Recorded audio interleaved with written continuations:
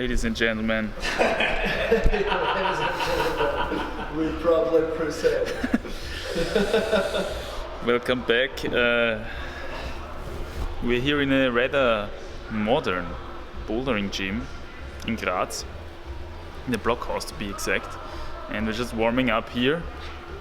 This is going to be a little bit of a funky, new school, hopefully bouldering session with the crew. I'm pretty heavy. The finger is still not 100% back, I have to say, but it's on the best way. So we're gonna try some boulders today. Let's warm up a little bit. And as usual with these bouldering sessions, I'm gonna run my mouth a little bit about them, voice-over style, maybe get some additional commentary in, some additional analyses, baby please. And yeah, as usual, I start with some stretching and some easier boulders for warming up. This is the grading system of this gym. As you can see, these colors are going to appear from time to time again during this session. Let's check out the first boulder. Starting horde. Pissoir volume. And this tiny guy is here. Down there we have a foothold. And goes up here. You see, super slopey. Slopey again. Next pissoir volume. Two edges. I think it's pretty obvious what we are dealing with here. This is one of these classic compression problems with big volumes on one side and small little slopey stuff on the other side. Focusing on this arete of this block, this artificial boulder block, so to say. And it's a pretty cool problem, I have to say.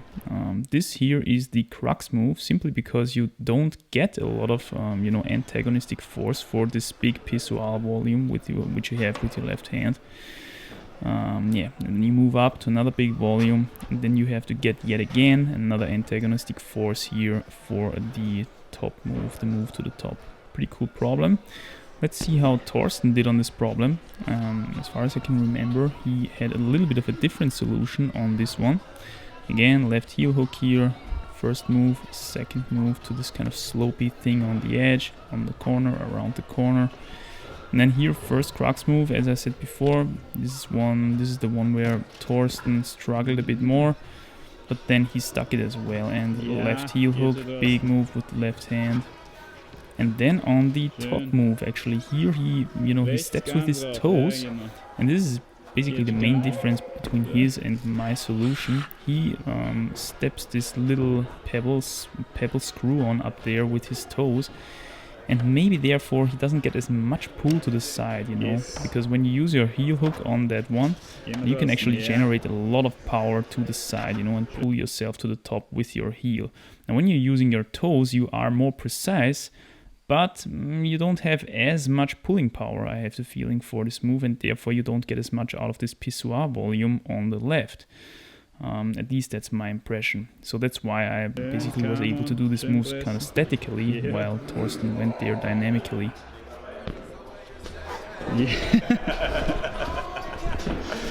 Sehr brav. Sehr brav. Additional commentary to this boulder. How is it like? Compression vom Feinsten. Okay. Yeah, that's true. Pissoir Deluxe. Pissoir Deluxe. Alright, on to the next one. This is Pink Princess in English. Funny name, kind of. And I think the most straightforward boulder that you're gonna see during this session, because it basically consists of a lot of simple crimps, and we're moving here in a 45-degree overhang almost. And yeah, kind of a couple of really dynamic but precise moves on tiny edges, and therefore a lot of body strength and finger strength required to send this thing. Now I'm approaching the first crux, which is this move from this intermediate to this left crimp here, which you have to hit really right, and then a second hard move here to this edge up there. Now here I'm stopping the clip for a second, because I want to point out how straight my arm still is, because I'm swinging out here a lot. I didn't hit this right crimp perfectly, so I am very far away from the wall with my center of gravity. Therefore I'm swinging out a lot, therefore the swing is kind of hard to hold, and I'm simply dropping off there. I think in my third or fourth attempt it went a lot better. Let's check that one out. Yeah, again here you can see really how overhanging it is. I would guess almost 45 degrees overhanging. Really smooth and nice moves at the start of the boulder. And here again we are approaching the first crux, and this time I hit this left one perfectly. Really good foothold with the right foot, and here as you can see I'm stopping it again, bringing in the other attempt from before. A lot closer to the wall this time, a lot more active on those holds, and a lot more controlled on that swing back, you know, hitting that foothold again and engaging for the last move and matching this one. Pretty nice problem. Hard stuff. The finger is coming back. I feel him. Now here we have another kind of cool problem. It's not as hard as it is spectacular. It's kind of a double dyno to these two pebbles on this volume there.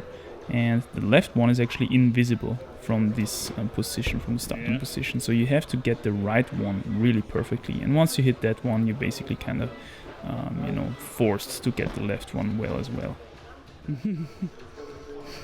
This is another interesting one, and this is something that Thorsten tried for a while. As you can see, it centers around these volumes, which are all in, you know, kind of directed into an undercling direction and side pull, and you don't have really good footholds or anything, so you have to get your friction going all the time on this on this face. And then it finishes off with this kind of double dyno on this and on this top volume, which is, you know, facing a little bit into the wrong direction for this kind of movement. So it makes the last double dyno really interesting. I think in this shot, Thorsten was a little bit more active and a little bit quicker, you know, in matching the top hole with his other hand, and therefore he stuck it. Yeah. Here another interesting problem, this green one. You know, kind of slopey holds at the start, two really bad footholds, footholds for screw-ons, and then this pinch on this volume there, undercling to the left, and then this kind of, you know, low percentage dyno probably into this volcano hold there.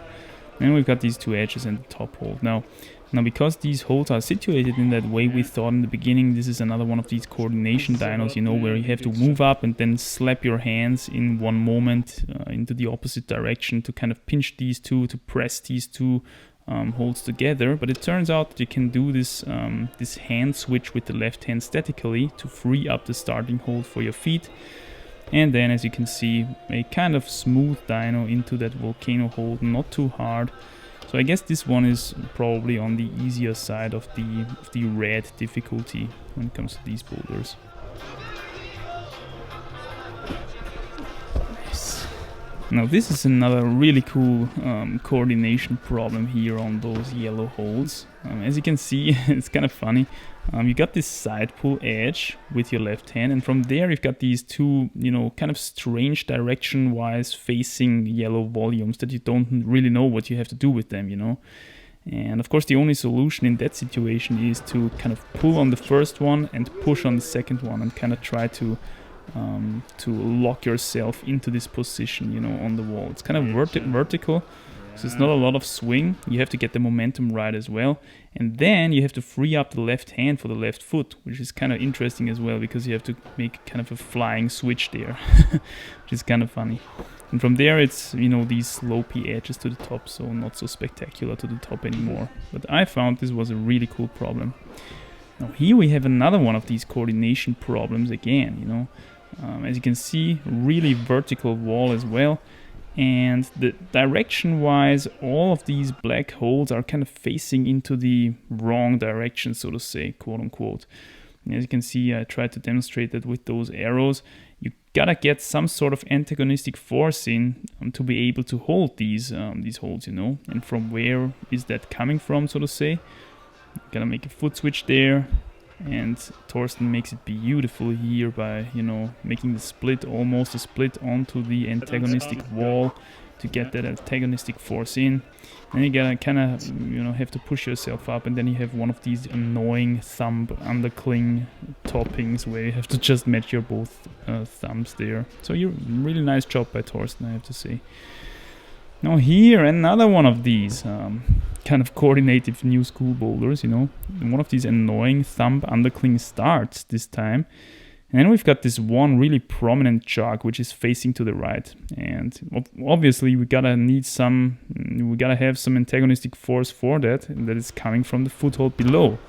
The problem is that you have to kind of, you know, step dynamically. You have to do a foot switch with your left foot, and then you have to hit the right foothold perfectly with your right foot. And only then the forces are going to be equalized and you will be able to stick it. Snake attack. Yeah, me too. Hashtag me too.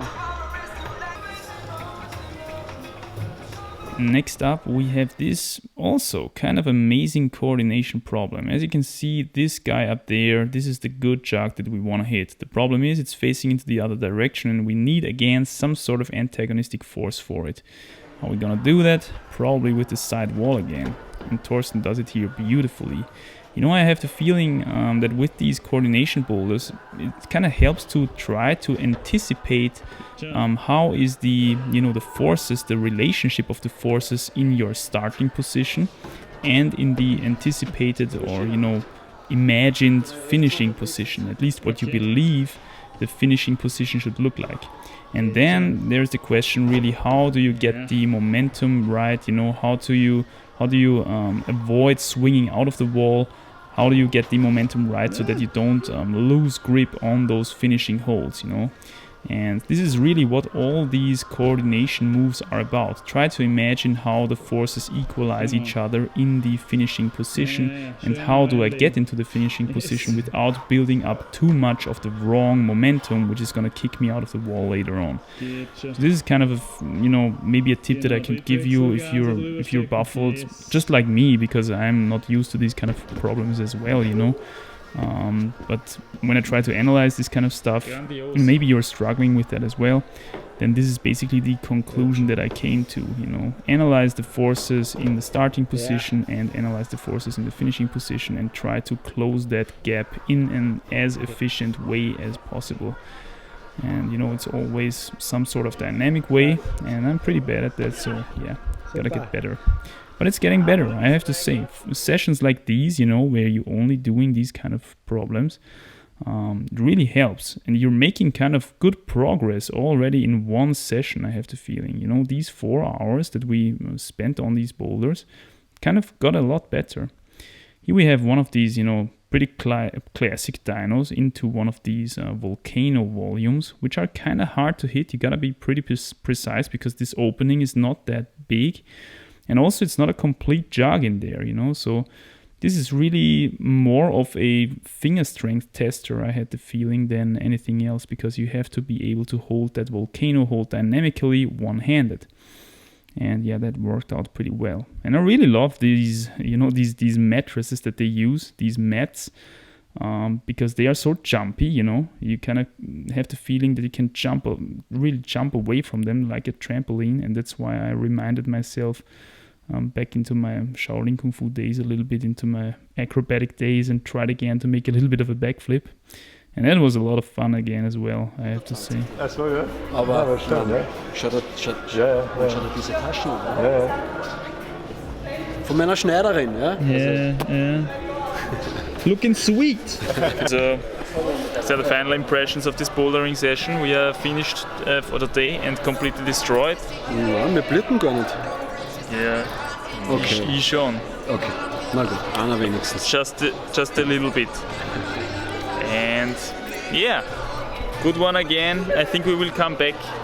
We will come back for another session, another time. Ja, wenn es so kalt ist und so regnet, dass wir nirgends anders hingehen können. Exactly. Alright, so we're signing out here. See you next time. Wir schon. Schauen. Wir schon.